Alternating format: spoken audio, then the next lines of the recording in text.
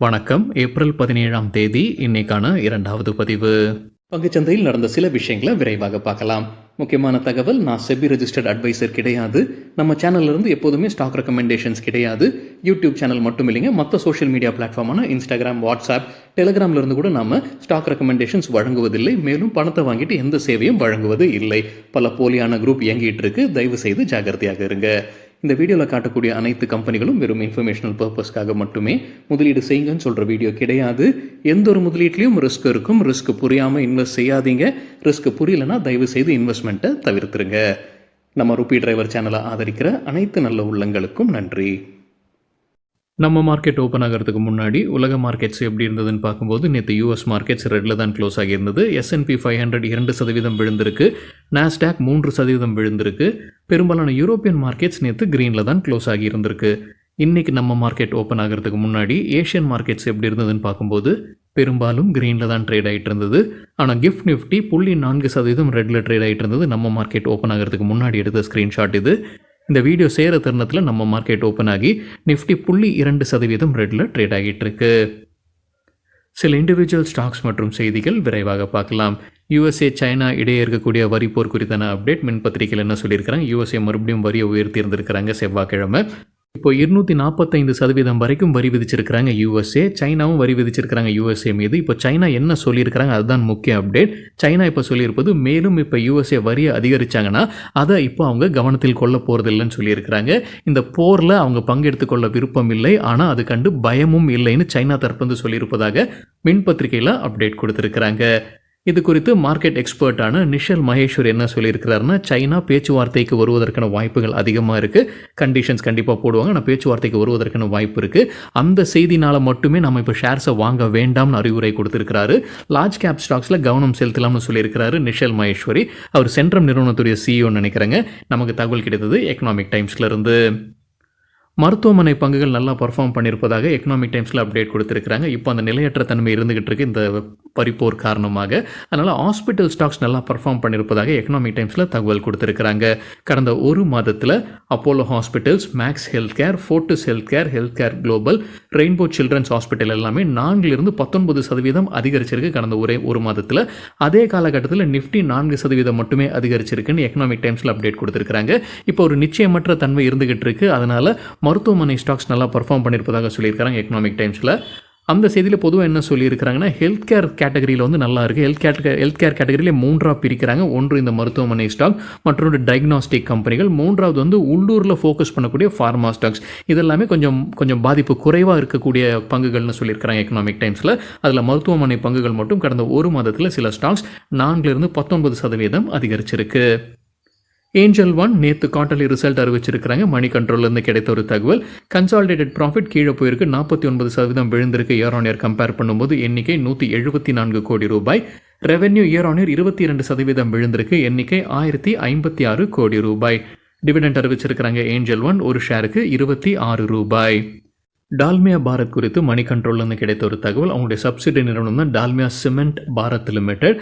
அவங்க மீதான ஒரு வழக்கு சிபிஐ தொடர்ந்துருக்கிறாங்க 2011ஆம் ஆண்டில். இப்போ அதில் என்ஃபோர்ஸ்மெண்ட் டைரக்டரேட் உள்ள வராங்க. இவங்களுடைய ஒரு சொத்தை முடக்கி இருக்கிறாங்க. இப்போ 793 கோடி ரூபாய்க்கான அட்டாச்மெண்ட் ஆர்டர் என்ஃபோர்ஸ்மெண்ட் டைரக்டரேட் வழங்கி இருக்கிறாங்க. 2011ஆம் ஆண்டில் சிபிஐ வழக்கு பதிவு செய்திருக்கிறாங்க ஒரு டிரான்சாக்ஷன் குறித்து. பாரதி சிமெண்ட் கார்பரேஷனில் இந்த டால்மியா சிமெண்ட் பாரத் லிமிடெட் முதலீடு செய்திருக்கிறாங்க. அது குறித்து தான் விசாரணை செய்து வராங்க சிபிஐ. அதோடைய இப்போ இடி உள்ள அவங்களுடைய ஒரு சொத்தை முடக்கி இருப்பதாக சொல்லியிருக்கிறாங்க மணி கண்ட்ரோல் செய்தியில். SBI cards and payment services தற்போது அப்டேட் இருக்குது. அவங்க டாடா டிஜிட்டலுடன் ஒரு பார்ட்னர்ஷிப்பில் வராங்க. டாடா நியூ SBI கார்டை அறிமுகம் செய்கிறாங்க. SBI cards. Infosys quarterly result இன்றைக்கி வெளியிட இருக்கிறாங்க. அதற்கு முன்னாடி NDTV ப்ராஃபிட்டில் ஒரு முன்னோட்டம் கொடுத்துருக்காங்க. என்ன எதிர்பார்க்கலாம்? ரெவென்யூ எதிர்பார்ப்பது 42,144 கோடி ரூபாய். குவார்டர் ஆன் குவார்ட்டர் 1% அதிகரிப்பதற்கான வாய்ப்பு இருக்குது. நெட் ப்ராஃபிட் எதிர்பார்ப்பது 6,716 கோடி ரூபாய்.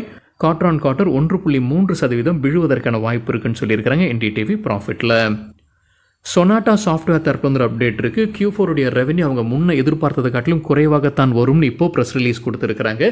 பெரிய கஸ்டமர்ஸ் கிட்டேருந்து வரக்கூடிய அந்த வருவாய் அவங்க முன்ன கணித்ததை காட்டிலும் இப்போ குறைவாக இருக்குன்னு சொல்லியிருக்கிறாங்க. அதனால் அவங்களுடைய இன்டர்நேஷ்னல் பிஸ்னஸில் இருக்க வரக்கூடிய வருவாய் வந்து குறையும்னு சொல்லியிருக்கிறாங்க. முன்ன அவங்க ஒரு இன்வெஸ்டர் ப்ரெசன்டேஷன் நடத்தியிருக்கிறாங்க February மாதத்தில். அப்போ சொன்னதை காட்டிலும் இப்போ குறைவாகத்தான் வருவாய் வரும்னு இப்போ விளக்கம் கொடுத்துருக்குறாங்க சொனாட்டா சாஃப்ட்வேர். அதானி போர்ட்ஸ்க்கு மார்கன் ஸ்டான்லி டார்கெட் ப்ரைஸை உயர்த்தியிருக்கிறாங்க. கொஞ்சமாக தான் உயர்த்தியிருக்கிறாங்க. முன்ன சொன்னது 1415, புது டார்கெட் 1418. தொடர்ந்து ஓவர் வெயிட் ரேட்டிங் கொடுத்துருக்காங்க. அவங்க எதிர்பார்க்குற டார்கெட் 1418. நேற்று க்ளோசிங்லேருந்து ஒப்பிடும்போது 15% அதிகரிப்பதற்கான வாய்ப்பு இருக்குது. பிரைட்காம் குரூப் தரப்பு வந்து ஒரு அப்டேட் இருக்குது. கம்பெனியுடைய ஷேர்ஸ் இப்போதைக்கு ட்ரேடிங் சஸ்பென்ஷனில் இருக்குது BSEயில். அது குறித்தான ஒரு வழக்கு இப்போ தெலுங்கானா ஹைகோர்ட்டில் போய்கிட்டு இருக்கு. அது குறித்தான அப்டேட் தான் வெளியிட்டிருக்கிறாங்க. ஏப்ரல் 15 ஹியரிங் நடக்க வேண்டியது இருந்தது. ஆனால் அன்றைக்கி நடைபெறாமல் போயிடுச்சு. இப்போ அடுத்த ஹியரிங் ஏப்ரல் 22 சொல்லியிருக்கிறாங்க பிரைட்காம் குரூப். விப்ரோ ரிசல்ட்டுக்கு பிறகு புரோக்கிங் கம்பெனிஸ் என்ன ரேட்டிங் டார்கெட் கொடுத்துருக்காங்க. நேற்று க்ளோசிங் 247 இருந்திருக்கு. சிட்டி தொடர்ந்து செல் ரேட்டிங் கொடுத்துருக்காங்க. எதிர்பார்க்குற டார்கெட் 215, முன்ன சொன்னது 240. பேங்க் ஆஃப் அமெரிக்கா செக்யூரிட்டிஸ் தொடர்ந்து அண்டர் பர்ஃபார்ம் ரேட்டிங் கொடுத்துருக்காங்க. முன்ன சொல்லியிருந்த டார்கெட் 260, இப்போ சொல்லியிருப்பது 225. இன்வெஸ்டெக் தொடர்ந்து ஹோல்ட் ரேட்டிங் கொடுத்துருக்காங்க. எதிர்பார்க்குற டார்கெட் ப்ரைஸ் 260 250 குறைச்சிருக்கிறாங்க. நுவாமா ரேட்டிங்கை டவுன் கிரேட் பண்ணியிருக்கிறாங்க. பையிலேருந்து ஹோல்டாக மாற்றிருக்கிறாங்க. டார்கெட் 300 260 குறைச்சிருக்கிறாங்க. சாய்ஸ் புரோக்கிங்கும் டவுன் கிரேட் பண்ணியிருக்கிறாங்க. ரேட்டிங்கை ரெடியூஸாக கொடுத்துருக்காங்க. டார்கெட் ப்ரைஸும் குறைச்சிருக்கிறாங்க. புது டார்கெட் 252. நொமுரா தொடர்ந்து பை ரேட்டிங் கொடுத்துருக்காங்க. ஆனால் டார்கெட் ப்ரைஸை குறைச்சிருக்கிறாங்க. 300 280 குறைச்சிருக்கிறாங்க. பெர்ன்ஸ்டைன் தொடர்ந்து அண்டர் பர்ஃபார்ம் ரேட்டிங் தான் கொடுத்துருக்காங்க. Target price 200. நேற்று க்ளோசிங்கிலிருந்து ஒப்பிடும்போது கிட்டத்தட்ட 20% விழுவதற்கான வாய்ப்பு இருக்குது. IRFC Indian railway finance corporation குறித்து CNBC TV 18 கிடைத்த ஒரு தகவல். அவங்களுக்கு GST அத்தாரிட்டிஸ் வந்து 230 கோடி ரூபாய்க்கான நோட்டீஸ் அனுப்பியிருந்திருக்கிறாங்க. அதை எதிர்த்து அவங்க கோர்ட்டுக்கு போயிருக்கிறாங்க. மெட்ராஸ் ஹைகோர்ட் இப்போ அவங்களுக்கு இடைக்கால நிவாரணம் வழங்கியிருக்கிறாங்க. இது முதல்ல இருந்து மறுபரிசீலனை செய்ய வேண்டும்னு ஆர்டர் பாஸ் பண்ணியிருக்கிறாங்க Madras high court. Tata consumer products April 23 quarterly result வெளியிட இருக்கிறாங்க. கூடவே டிவிடெண்ட் குறித்தான முடிவும் அன்றைக்கி எடுக்கப்படும்னு சொல்லியிருக்கிறாங்க டாடா கன்சியூமர் ப்ராடக்ட்ஸ்.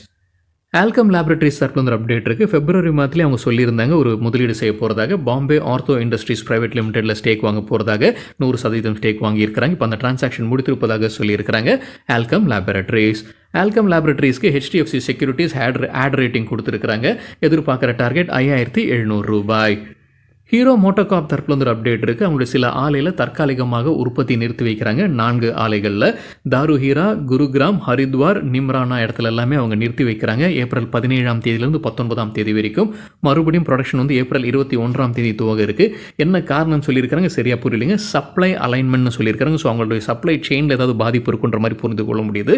மற்ற 2 ஆலை திருப்பதி மற்றும் ஹலாலில் உற்பத்தி தொடர்ந்து நடக்கும்னு சொல்லியிருக்கிறாங்க. உற்பத்தியில் ஒட்டுமொத்தமாக எந்த பாதிப்பும் இருக்காது. அப்படி பாதிப்பு இருந்ததுன்னா அடுத்த மாதத்தில் அது ஈடு செய்ய முடியும்னு சொல்லியிருக்கிறாங்க ஹீரோ மோட்டோகார்ப்.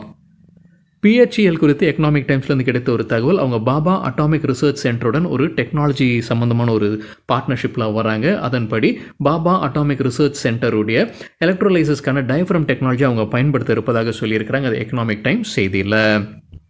LIC ஹவுசிங் ஃபினான்ஸ்க்கு SMC global securities buy rating கொடுத்துருக்குறாங்க. எதிர்பார்க்குற டார்கெட் 660. கொடுத்துருக்கிற கால அளவு அடுத்த 5 to 7 வாரங்கள்.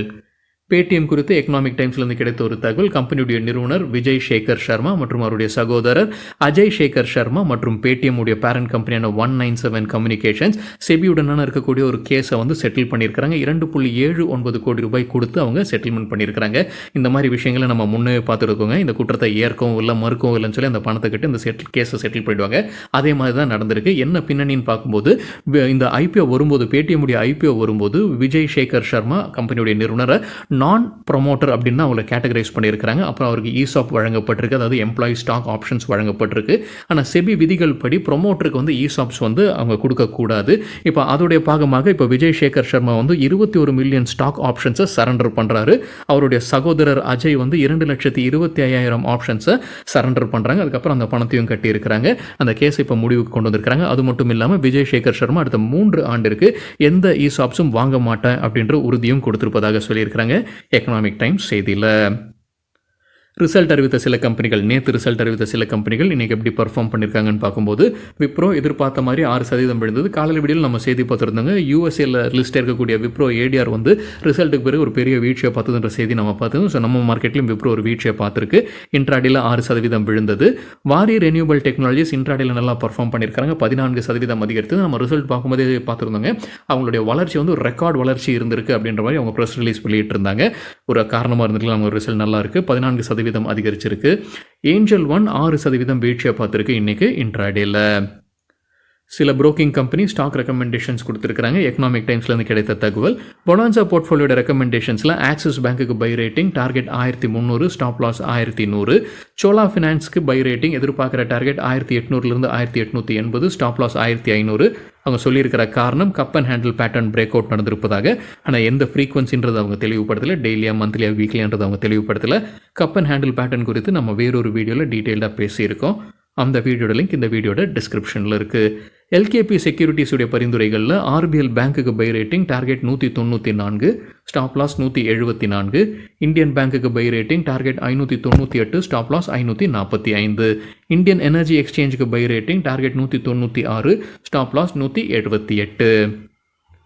ஜென்சால் இன்ஜினியரிங் கிட்ட ஸ்டாக் எக்ஸ்சேஞ்ச் விளக்கம் கேட்டிருக்காங்க. பத்திரிகையில் அந்த செய்தி குறித்து இந்த செய்தி நாமளும் பார்த்துருந்தோங்க. செபி வந்து ஆடிட் நடத்த இருக்கிறாங்க, நடவடிக்கை எடுக்கிறாங்க ஜென்சால் இன்ஜினியரிங் மீதுன்ற செய்தி நம்ம பார்த்துருந்தோம்.